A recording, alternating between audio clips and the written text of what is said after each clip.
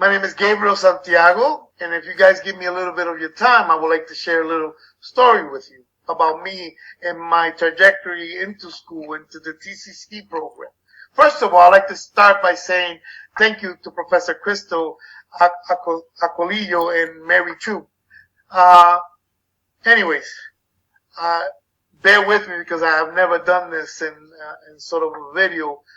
But like I said, my name is Gabriel, and I would like to tell you a little bit about my story. So my story begins in Yonkers, New York.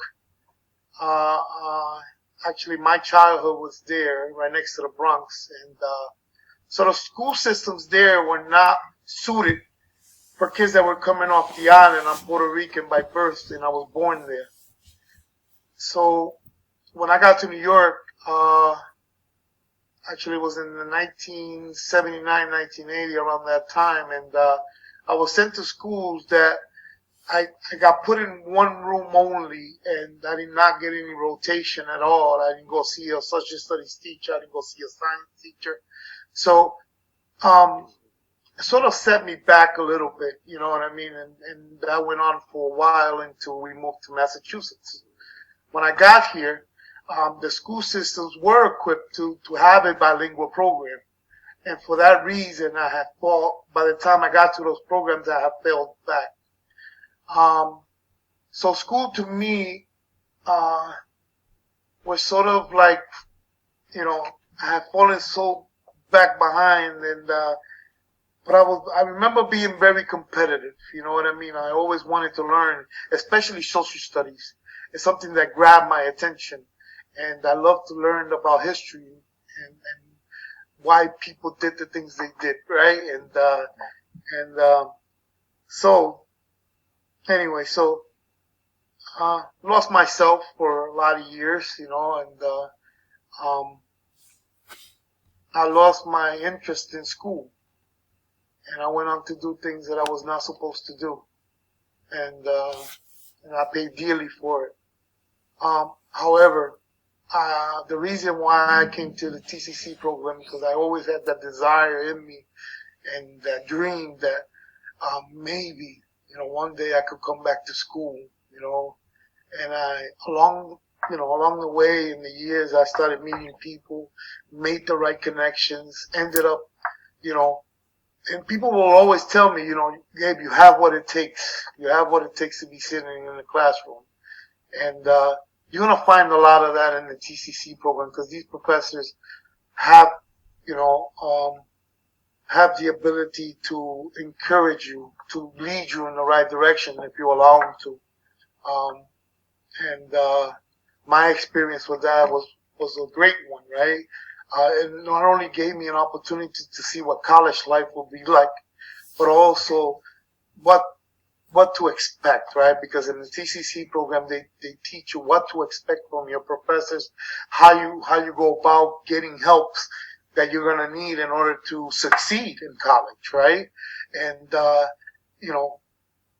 if I came in scared, those feelings were put to rest really, really quick by working closely with your professors and me, like I did. And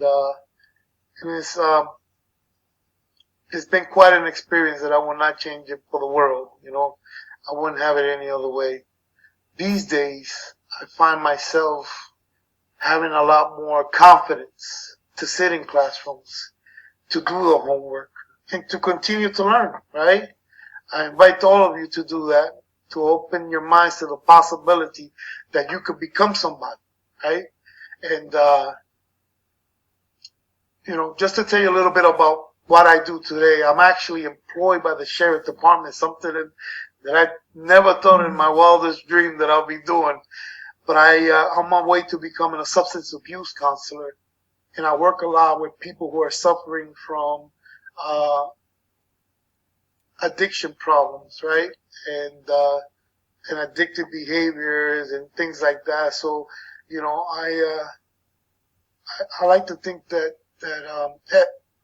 by being in college, I want to learn more so I can do more, right? So just to talk to you guys a little bit about what is it that I do these days, right? It's important to say that I walk into work and I clock in like everybody else, and I go to what they call C Tower inside the prison, and there I meet with guys that are suffering from a lot of addiction problem, whether it be gambling and whether it be drugs, different types of drugs. So what I do is I'm a group specialist, right?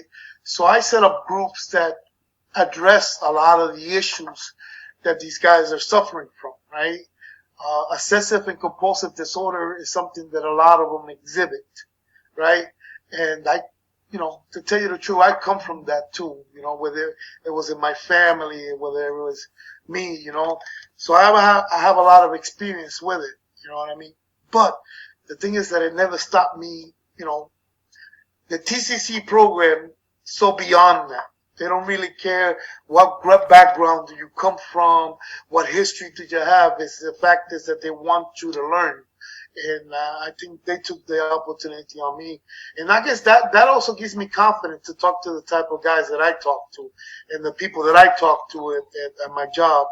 I mean, it gives me great pleasure. And I leave, and when I leave my work, I go home like I have done something that I have put my two little pieces of sand so that people can get better, right? When I'm conducting a lot of these groups, I feel that I'm doing what professors do, teach, right? I'm doing what I'm developing dialogue. I am encouraging people to talk, I'm engaging people in conversations that have to do with very personal conversations. I'm encouraging people to move away from their addicted personalities in order to see hope, light at the end of the tunnel, right? Like they say. Also, people are very reluctant. My clients are very reluctant to let go of some things. So, but it's also because they have suffered from some things. And I guess that in the course of a good conversation comes out, right? So during the groups that I do, I tend to challenge that.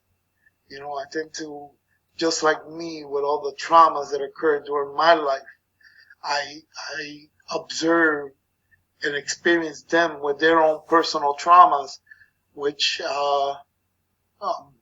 have made them into, to develop this obsessive and compulsive disorders that they possess today. And a lot of the work I do, a lot of the work that I do is to try to bring that out, to address it, to overcome it, right? To deal with life on its own terms, and to when faced with obstacles, what to do, right? A lot of them don't even have a sense of accountability, and I even tried to teach that. They've been engaging in self-destructive behavior for a very long time, and I tell them that that's not an easy thing to undo. It's like rewiring your brain in order to think differently, right? And so, I do that with a lot of patience, right? I do that so that I use language that sometimes they understand. I try to change behavior patterns. I feel like that's what I try to do. And sometimes mixing a little bit of street talk with some sophisticated some new words and proper language, because a mixture of both works, right? One of my observations is when I'm talking about prison, drugs, or gang affiliations, I don't lose their attention. But when I start to talk recovery and 12 steps or reflections, I lose a lot of them. So I have to make sure that I'm mixing a little bit of both conversations in my lectures, right? I like to call them lectures because I'm actually explaining things to them. And through my professors at TCC, I learned what a lecture was, because you're going to see that a lot of these professors at TCC are good lecturers, right? If you pay attention, if you do your work, and if you engage them, they're willing to answer your questions. And Do not be afraid to challenge not only yourselves and challenge your teachers too. I used to do that, so I still do that. I don't have no problem with challenging my professor in order for me to get the best education that I can get.